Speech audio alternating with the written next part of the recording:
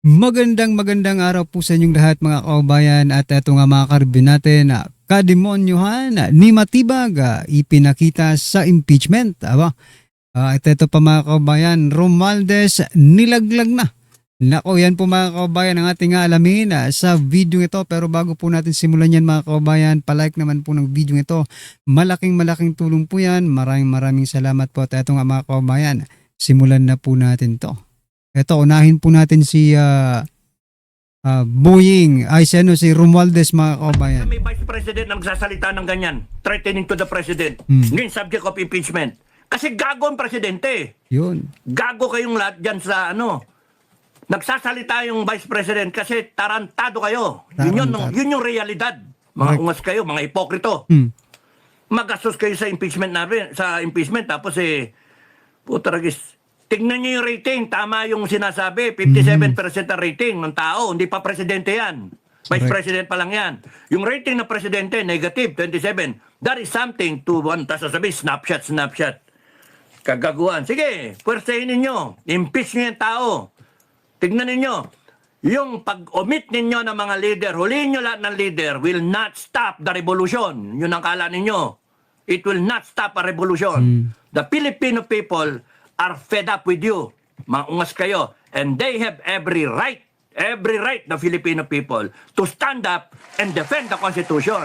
Kayo bumaboy sa Constitution. Kayo nagnakaw. Kayo ngayon ang nagtitima para itigil yung justice natin, yung katotohanan. Para pigilan ang Inday Sara. Kasi nga mga kababayan, ang meron po tayo ngayon ay injustice, no? Ng Office of the Ombudsman ang preliminary investigation sa reklamong plunder at si paglabag sa Anti-Money Laundering Romualdez. Act laban kay dating House Speaker Martin Romualdez. Ayon kay Assistant Ombudsman Miko Clavano, base sa initial na investigasyon, itinuturing ang dating House Speaker bilang central figure sa flood control scam. Kaugnay nito, iginiit ng palasyo na hindi makikialam si Pangulong Ferdinand Marcos Jr. sa investigasyon sa kanyang Ayan mga kababayan, hindi makikialam. Ibig sabihin nito ba mga kababayan ay nilaglag na nila si Romualdez? Ang problema dito mga kababayan, no? Kung idadawit ba sila? Kung idadawit ba sila ni former Speaker Martin Romualdez? pinsan. Wala po. Hindi po makikialam ang Pangulo sa anumang pag-iimbestiga. Sabi nga po natin, at ang sabi din po ng Pangulo, kahit sino po ang maapektuhan nito. Pero sabi po ng Ombudsman, mga kababayan, preliminary investigation. Mas nauna pa nakulong si Mike Defensor at si Senator Rodante Marcoleta, no? Na kamakailan lang po yung kanilang kaso, mga kababayan, kamakailan lang po sila kinasuhan. Samantalang itong si Romualdez, taon na ba? Nagsimula yung flood control scandal, mga kababayan. Hanggang ngayon, preliminary investigation pa rin. Ano ito? Lokohan ba ito, Ombudsman? Kung saan po pupunta ang ebidensya. Sundan na lang po natin. Aray ko. Naniniwala ba kayo doon? Sundan daw ang ebidensya mga kababayan, pero, di ba? Kung tayo po ang tatanungin, saan po ba papuntang ebidensya? Di ba? Parang papunta po sa palasyo ang ebidensya. Mga kababayan, di ba? Na selective justice kung saan ang mga kaalyado ng administrasyon na sangkot sa flood control anomaly ay hindi pa nakakasuhan. Tama. Ay sa palace official. Selective justice ho talaga. Selective justice. Buti nasabi yan ni Representative Tataho. Ng ebidensya at due process at hindi puro akusasyon lamang.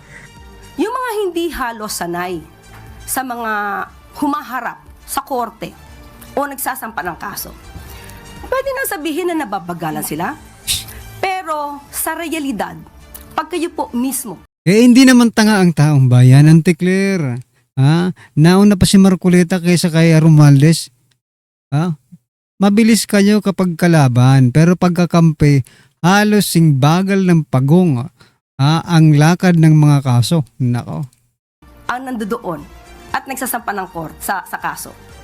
Malalaman nyo na ito na ginagawa ng Ombudsman, ng DOJ, ay napakabilis na po. Wow. May hamon naman si Yusek Castro sa mga kritiko na naiinip sa pagpapanagot sa mga sangkot sa naturang anomalya.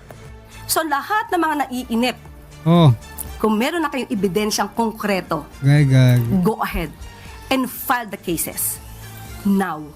Binunyag ngayon ang tanggapan ng ombudsman na nakakuha umano sila ng intelligence report sa munoy tangkang pagtakas palabas ng bansa Naka. ni dating House Speaker Martin Romualdez. Yan na. Ito po ay kahit pa may umiiral na precautionary hold departure order at nasa kasagsagan ng investigasyon ito pong ombudsman kaugnay sa pagkakadawit ito sa anomalya sa multimilyong pisong flood control projects kickbacks. At dahil dyan, nananawagan ngayon ng ombudsman sa mga law enforcement agency na may kontrol sa border security ng bansa na bantayan ang galaw ng dating House Speaker. Bakit kasi hindi lang ikulong si Speaker, di ba? Bakit hindi na lang ikulong si Romualdez, mga kabayan? Ang lapad-lapad ng Pilipinas, ang daming pwedeng lusutan ng Pilipinas para lang makapunta sa ibang bansa. Di ba, mga kabayan? O dapat ikulong na lang yan si Romualdez para mabigyan ng hustisya. Okay? Kung hustisya man po ang kanilang gusto, di ba? Hustisya talagang gusto nating lahat. Kaso nga lang, mga kabayan, tulad ngayon, di ba? O may plano pala, o yan, nagpaplano na si Romualdez na lumabas ng bansa. Baka nga, nasa labas ng bansa na yan, mga kabayan, di ba? O sino pa ang mapapanagot natin? Yung mga senador, yung mga congressman, hindi naman pwede nilang ituro si Marcos Jr., di ba? Ilang beses na po sinabi, mga kabayan, na ang mastermind ay si BBM at si Martin. Pero itong mga hinayupak naman nag-iimbestiga ko sa Blue Ribbon ngayon, di ba? Todo sa pagdidepensa na ang Pangulo ay walang kinalaman sa flood control scandal. Nako, ito, pasadahan na po natin si Matibag. Pasok. Attorney Matibag, do you know Mel Sabio? Opo. Alright. Now, about to Ito po, mga kabayan, yung minura ni Matibag, mga kabayan, ha? Dito, pinakita po yung kadimondyuhan ni Matibag. Grabe po kung makapagmura. 2 months ago, an old audio-video file of the two of you circulated online. Right? I'll just ask you a few questions. This video circulated online, and you already came out in the media admitting that it was you and Mel Sabio who were involved in that video, correct? Tama po yun. That is a private conversation sa dalawa pong magkaibigan na hindi nagkakasundo. Alright. And my only question to you is this. Did that Sabi niya, dalawang magkaibigan na di magkasundo, no? Grabe. Si former president, si President Bongbong Sara, si President Bongbong Sara, si President Bongbong Marcos at si Vice President Sara Duterte, magkaibigan din yun eh. Diba? Niligawan pa nga pinuntahan pa sa Davao, mga kabayan. Talagang hindi mo masisisi si BP Sara kung sumabog sa galit no? Kasi ginamit lang siya. incident Private conversation daw po pero si Mel Sabio, ni-record po ni Mel Sabio, tapos ipinost. Hindi ko alam kung sino nag-post. That is a private conversation sa dalawa pong magkaibigan na hindi nagkakasundo. Alright. And my only question to you is this. Did that incident demonstrate an emotional outburst on your part? Kasama na po yun, combination na ng galit at disappointment. At ako naman po inamin ko na yan ay isang pagkakamali na akin pong tinanggap na rin at pinagsisihan. Right. Could you recall what you said in that video? Masama po yung aking mga sinabi. Meron pong hindi talaga kaaya-aya. Can you recall, just to give an idea Example. of those who were not able to I watch? cannot exactly recall because that Aray was ko. a really long time ago. That's okay. Oh. Hindi ma-recall ni Matibag, mga kabayan, yung pagmumura niya, yung mga malulutong na mura. Imposible yun, mga kabayan, ha? Ni isa sa mga sinabi niya, hindi niya ma-recall, no? Yung mga malulutong na pagmumura, hindi niya maalala, mga kabayan. Nako. Hindi lang siya mga reaction, hindi lang siya sinungaling, hindi lang siya Correct, meron pa siyang napakasinungaling. Alzheimer. Napakasinungaling. Ay i-report mo dahil pag pinatay kita, walang ebidensya. Putang ina ka. Oh. Yan mga kabayan, ha? Di ba? Ito ba isang grave threat, mga kabayan, grave threats? I-report mo dahil pag pinatay kita, walang ebidensya. Putang ina ka, putang ina. O, di ba, mga kabayan? Tapos ngayon kay BP Sara, galit na galit kang hinayupak ka. Tapos ikaw ginagawa mo rin pala. Di ba? Sinungaling ka talaga, Matibag. Huling-huli ang kademonsyohan nyo dito. Si Sara Duterte, hindi po ganyan na sinabi ni Sara. Hindi po. Na sinabi ni Sara Duterte, May kapag ako ay... conditional threat pa po yung kay BP Sara. Eto, dahil pag pinatay kita, ibig sabihin mga kabayan, walang kondisyon. Talagang walang sinabing pag napatay ako, patay ka rin. Di ba? Wala eh. Eto, direct to the point ito mga kababayan. Ha? Pinatay. Ito hindi, talagang death threat talaga, pangganyo. Attorney, wala akong sinabing masama doon sa'yo. Bakit mo binupos? Ano mo lumang balita yun? Bakit yung misleading natin gusto mo gawin? Attorney. Ano gusto mo pala kasi napapasikap ka? Hindi ba, attorney. Bakit mo pinost? Attorney, si Jason nung nagpo-post tungkol kay Yusek Dave. Wala akong masilap kay Jason. Putang ina mo, ikaw kinakausap ko. Kaya nga, bakit mo ako mumurahin? Putang ina kang gago may sinabi ba ako masama doon? Kayo ang nagbibigay ng mali siya. Kayo ang nagbibigay ng mali siya. Hindi nga sa taga ngayon. Bakit mo ako kailangan anong mo sa akin? Mamalaki ka. Babae yung asawa ko buntis yung asawa ko. Kaya nga, attorney, dapat kinakausap mo ko na, wala akong sinabi sa iyong masama. Wala kang sinabing masama, babae yung asawa ko buntis. Kaya nga, ano po ba ang kasalanan ko? Sige, anong kasalanan? Yung lumang balita, anong gusto mo pala kasi? Attorney, politika Politika, may sinabi ba ako masama doon? Putangin na mo ng politika. Ha? Hindi, masyado kang ano ba sinabi kong masama doon? May sinabi ba ako masama? Ano ko kasi, bakit pinupost niyo yung mga balita? Ha? Balita yun. Hindi lang naman balita yung gago. Balita ba ako? Gago. Bakit ka nagagalit? Luma na pala yun. Pagkina mo, buntis yung asawa ko na nakikita ngayon. Putangin na ka. Sige. Yan. Anong isang oras, attorney? Putangin na mo. Huwag mo akong pagmumurahin. Sige. Grabe. Sige, okay. Ako, bababa ako ng police station para i-report yung pag-ano mo. I-report mo? Oo. Opo. Dahil pag pinatay kita, walang ebidensya. Yan. Ayun. Okay yan ha. Grabe ha. Meron ako. Klaro mga kababayan, baka sabihin naman AI ito. Wala ka po bang naaalala, Attorney Matibag, sa mga pinagsasabi mong ito? Ayan, pinaalala na sa'yo. Ebidensya na sa'yo. Attorney Melvin Matibag, wala akong sinabing masama sa'yo against sa'yo. Anong wag magmalinis, attorney? Yan ang kademonsyohan ni Matibag. Ngayon, attorney, kung walang ang sabi doon sa balita, Minardo Guevara, iimbestigahan. Ngayon, may sinabi ba akong masama doon? Pabor nga sa iyo yan kung mapatunayang wala, di wala problema. Anong wala doon? Attorney Melvin Matibag, kayo ang nagbibigay.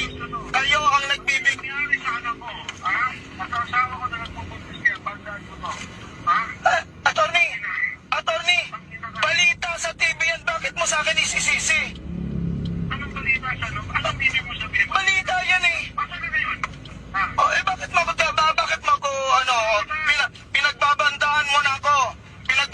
Sinabi, naka-record to, napapatayin mo ako na isang bala ka lang, naka-record ito. Iba yung sinabi niya. Papunta na ako police station ngayon. Wala akong ginagawa sa'yo. Kayo ang napakayabang. Matibag, kayo. Nakalimutan mo na yun. Pinatay. But the impeachment court is not like an ordinary court kasi. That's not an excuse to allow irregularities in the proceeding. It was used to show that this was a source of information in their continuing investigation. Tingnan mo Number one, sabi nila, affidavit, hindi nga Unang-una, hindi permado. Hindi notarized. Pangalawa, hindi notaryado. Now, my question is, how do you know that that paper is the exact reproduction of the affidavit? Correct. In the Correct. ICC. Correct. O, sige nga. Napatunayan ba nila? Hindi. Pumayag naman itong si presiding officer. But with the reminder to Naku, hindi po pwede yan, sis. Diyos ko. Pag yan ang Tignan natin sinabi mo, kung anong- yung nanunood, hindi yan iniisip yan. Ang naririnig nila kung ano siya, uy, grabe pala. O, But ganito. hindi pa talaga niya sinabi yon? Ang alin? Hindi nga natin alam because hindi mo nga alam kung that is the exact reproduction Okay. of the affidavit they're Now, referring to. Mga ka-reaction, Mag-aalata nakakaya na po po itong si si Luistro, mga ka-reaction. Mapapanood po natin dito. Pinapabayaan niya yung Ang sisi mga ka-reaction, ha? Pakinggan po ninyo to. Before the court makes the presiding officer makes a ruling, the Your Honor, pre-mark the in the last article that we will present, the ICC based on the Ito po, ito. Ito. Grabe po Pati mga ICC ka-reaction. ginamit Nakala eh. nila nasa ICC sila, ha? Correct. Ito po. the manifestation of the counsel for the prosecutors. Your Honor, based on the ICC, as ICC? relayed to us by our witness in the next article or in the last article that we will present, the ICC does not require notarization of document. Noted, but we are not the ICC counsel. Again, we're Payang-paya si Luestre. Ano mga kala mo dyan, ICC? Ha? Tumiwalag na nga tayo sa ICC dahil wala tayong pakialam tapos gagamitin mo pa yan dyan sa impeachment ni BP Sara. Kahit di notaryado, ganun pala kabupuls yung mga ICC na yan eh. Di ba? Kahit walang notarya, okay lang sa kanila mga kaubayan. ICC. Tapos sinusunod natin. No? Ay nako. just placing on the record and Nakakaya po mga ka-reaction. Nakakaya. Nakakaya talaga. Tatagin mo yan, nasa Pilipinas ka, ginigiit mo yung ICC. jurisdiction ng ICC. Ito mga ka-reaction. Sa ICC na to. likewise for the information of the counsel for respondent, would that be okay? Then we take exception to that, Your Honor, because it was not the one that was identified by the witness in open court. What he identified was Galing his po own nitong copy. abogadong to, mga And ka-reaction. that copy does not contain any USB. Yun. So he does not have, he will be incompetent to testify on a pre-mark exhibit that he did not submit or participate in. The exhibits can be later on compared to with a certified true copy at a later date, as has been previously done by the parties. In the meantime, the chair will allow the witness to use his copy without prejudice to any differences that may be shown either through cross or through the comparison after a copy shall have been furnished to the counsel for respondents. Continuing objection, Your Honor. So ordered. May Continuing we objection is confirm, noted. Your Honor, which copy we will be using for The counsel confirmation? produced by Director Matibag will be the one that will be used. Okay. Mr. Witness, kanina, binanggit mo ang Tokhang, Ba't Laod napunta sa Quarry, Tokhang? at ang Vice Presidente.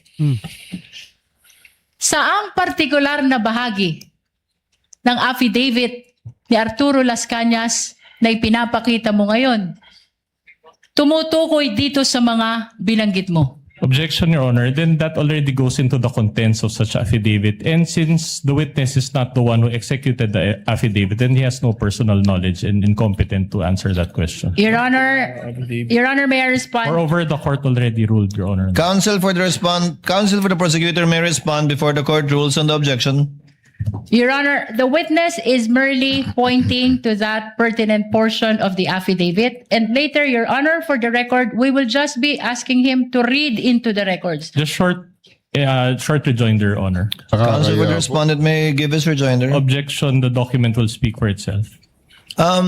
Chair sustains the objection, counsel for the prosecutors. The document will speak for itself and the Napaya na naman. Sustain yung objection, mga ka-reaction, ha?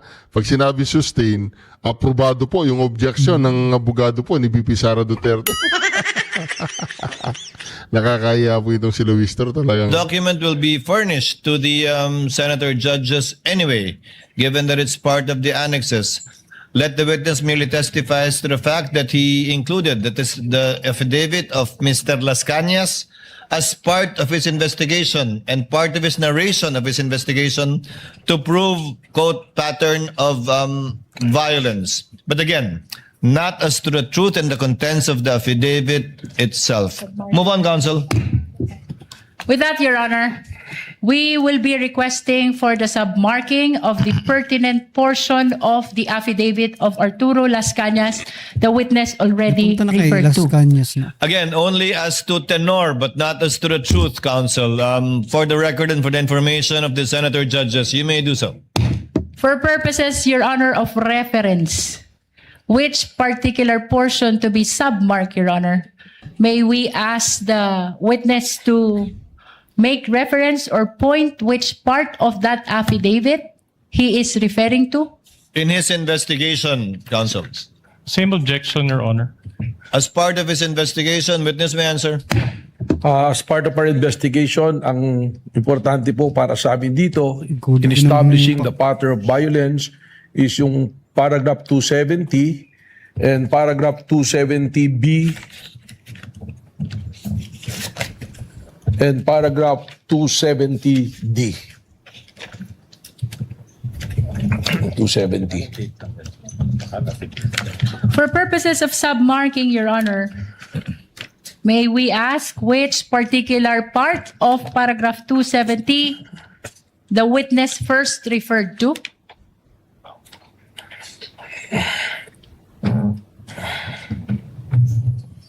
Your Honor, manifestation. Counsel for respondent may proceed. All right. On Your Honor, this pertains to an affidavit of Arturo Las Cañas, and on page 186, Your Honor, of such affidavit, it appears that even the signature is not a wet signature. It's a printed copy, and there's a subscription and sworn Sablay to na naman. portion thereof, but it's not notarized at all. So this is a mere scrap of paper, Your Honor. Ayun no, basura. Counsel. Your Honor, the document is being presented only to seek confirmation from the witness that he is referring to this particular document as Hindi part of the notaryado. investigation of Nagdadala po sila ng papeles, mga ka-reaction, Na hindi na hindi notaryado. notaryado. Correct. Yan po ang naging problema nila dito kay Sergeant Gutesa, na mga notaryo, sinabi nila, peke yung notaryo. Ngayon sila dito, kahit peking Tapos dito mga kababayan, tatanggapin nila yan. Anong klaseng ito? Anong klaseng Senado ito? No? Kahit pa sabihin natin impeachment court yan, Senado pa rin yan. Kaya nga senator judges mga kababayan di ba? Niluloko tayo ng mga ito.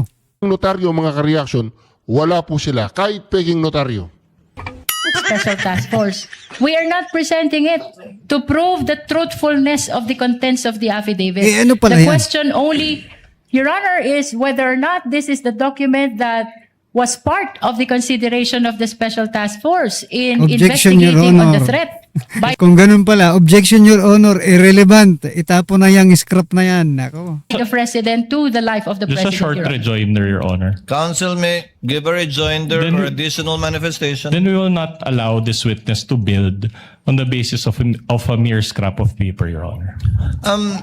Counsel, it was the counsel for respondent who chose to use this copy instead of the one previously marked. That I presume is either certified true or contains a more complete signature. Then I would have to clarify, Your Honor, that it is our position. Well, it's first of all, we are not in the position to choose for this witness. But in the event that they use this document, we manifest, Your Honor, upon perusal that such document is unsigned and unnotarized, Your Honor. This is an affidavit. Galing, So in other galing. words, without the proper notarization and without the proper signature, then it is a mere scrap of paper. We cannot Correct. Basura. allow this witness to build his testimony based on this document. Your Your Honor, Honor, in fact, Your Honor, we request, Your Honor, that this court peruse also page 186 of such document. Grabe no mga kababayan. Habang nakikinig ka dito kay Attorney Mark, no? Parang feeling mo matalino ka na rin di ba? Pag didiis ka, feeling mo matalino ka na rin. So napakatalino po ni Attorney Mark, no? Before the court the presiding officer makes a ruling, Your Honor. the pre-marked document, is it notarized? Your Honor, may I raise a question to the witness so that he will answer and enlighten us on why the document is not notarized? You may, Wag counsel. na. So you're admitting that it's not even your Yes, Your pre-marked Honor. copy Aray ko. is not notarized, whether we use that copy or this one. We admit to that, Your Honor. Nagdadala po sila ng papeles hindi notaryado. Ang talagang Mga mission po ng mga gagawin. to ay siraan lang si BP Correct, Sara. Maniwala correct. po kayo mga karyason. Mapapahiya to mamaya. Tignan po Sabi nga po ni Senator ni Attorney Panelo, this is a propaganda. Kahit si si Prof. Malutikia, no, sinasabi niya, this is a propaganda, this is not an impeachment, mga kabayan. ninyo. The witness will please explain why he is using in his investigation Nakakaya sila. document and or affidavit Grabe. that is not Notarized. subscribed to or under oath. So it is not even an affidavit, but merely a statement. Alam niyo po, Your Honor, sa law enforcement po, meron po tayo mga tinatawag na open source intel. At ito po ay pinadala sa atin at atin pong susundan. At kaya nga po, ang aming pong investigasyon ay isang continuing investigation, open, continuing and active investigation, sapagkat ito bang ganitong dokumento ay amin ding ikukumpara pa. Subalit, So wag niyong gamitin muna kasi hindi pa naman pala verified, mga kabayan. Di ba? Hindi pala verified yan, ginagamit niyo dyan. Alam niyo po ba ang impeachment, di ba?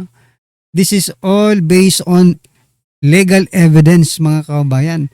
Lahat po ng gagawin dyan ay legal, mga kabayan. Lahat po ng dadalhin nyo dyan ay dapat legal, hindi po illegal. Siguro ko mahilig po ito sa illegal, mga kabayan, kasi pati dito sa impeachment trial ni BP Sara, nagdadala ng mga illegal, mga kabayan. malaki po ang value ng mga itong bagay sa amin sapagkat ito po ang nagbibigay rin Sa sa amin inyo. ng direksyon at mga leads upang amin pong magampanan ang amin pong tungkulin na mag-imbestiga. So for the second time and for the sake of clarity, and then for the information and guidance of the senator judges, the document being identified by the witness is unsigned, is not notarized, not under oath, and it is Basura. only as to the fact that they used this document in their investigation or as part of their investigation, but not as to the truth of the allegations contained in that unsubscribed document that was not made under oath. Also, So yan, mga kabayan, sabi po nila may pasabog si Matibag. May dalang pasabog si Matibag. Ayan pala ang dala, basura ang dala ni Matibag, mga kabayan. Basura po, mga karibyo natin. Unsigned, Your Honor. Sorry. Unsigned. Also May I make unsigned a because there's a manifestation, Your Honor? signature but it appears to be a photocopy, so it doesn't qualify as a signature. With the additional manifestation of the respondent, so noted, what is the manifestation of the counsel for the prosecutors? Your Honor, based on the ICC, as relayed to us by our witness in the next article or in the last article that we will ICC. present, the ICC does not require notarization of document. Alam nyo, sa ICC pala tinatanggap yung hindi notaryado na dokumento. Sa ICC nyo i-impeach si BP Sara, manghinayo pa kayo, di ba? Sa ICC nyo i-impeach si BP Sara, wag dito sa Pilipinas. Kasi sa Pilipinas, hindi po pwedeng illegal. Sa bagay, ang ICC, mga kabayan, talagang they are prone na sila sa illegal. Yung pagdala pa lang kay former President Duterte, illegal na eh. Tapos pwede sa kanila ang hindi notaryado. Doon nyo i-impeach si BP Sara sa ICC. Wag dito sa Pilipinas, Luestro. Noted, but we are not the ICC counsel. Again, we're just placing on the record and for the record Hindi the tayo factual ICC. situation Pahiya concerning na naman. the document that the witness is testifying to for the information and guidance of the senator judges. Pahiya na Counsel naman. for the panel of prosecutors, may proceed. Nagkakalat po sila. Pinipilit po nila yung ICC. Pinipilit po nila na yung regulasyon Ng at ICC. yung alituntunin doon sa masasabi nating sindikatong ICC na Ay ipatupad makademonyo. sa Pilipinas. Mr. Witness, for purposes of submarking, can you read just a portion of paragraph 270? Just for the guidance of the impeachment court. Again, Your Honor, same objection. The document will speak for itself. Best evidence of this statement is a document. Your Honor, we wanted As to be previously guided. ruled, the court will allow it. Again, given the limited consideration that the court will give this testimony of the witness and not the truth of what he will read, witness may answer. Paragraph 270, the years of Pinapayagan 2012 to niya 2013 were the birth of Tokhang operations and the evil side of You know what mga kabayan, no? Itong mga, ito para sa akin, hindi naman ako abogado mga kabayan, pero syempre, common sense po mga kabayan, ito pong mga dokumentong ito, ay hindi naman hindi naman po pag-aari or na-obtain ng witness, no? Ito pong mga binabasa niya mga kabayan, ay mga dati pa po itong mga information na available na. Kaya nga object yung yung abogado ni BP Sara. Na nandiyan na yan babasahin na lang. Kasi hindi niya naman yan hindi niya naman yan affidavit mga kababayan. Di ba? Grabe. Ito si Luestro, niya lang pinababasa niya lang kay sino ito? Kay Matibag, di ba? Yung mga statement na yan. Pero hindi naman yan galing kay Matibag Bakit hindi? Yung yung sana, yung mga personal knowledge, di ba? Ikaw ba, Matibag, may personal knowledge ka ba dyan sa affidavit, sa binabasa mong yan? Yan po ba ay affidavit mo? Ha? Yan ay opinion ko lang bilang isang hindi abogado, mga kabayan. Pero common sense naman po. Hindi niya naman yan statement. Bakit? Ay, nako. Alam nyo, naghahanap lang kayo, nag-fishing na naman kayo, di ba? Nangingisda na naman kayo ng mga ebidensya dyan, mga kababayan. Yan po ang totoo. Anyway, mga karibin natin, ano po ang inyong opinion, reaction patungkol dyan? Just comment down below mga kababayan. At syempre, huwag pong kalimutang i-like ang video ito. Duterte pa rin po mga kababayan. Maraming salamat.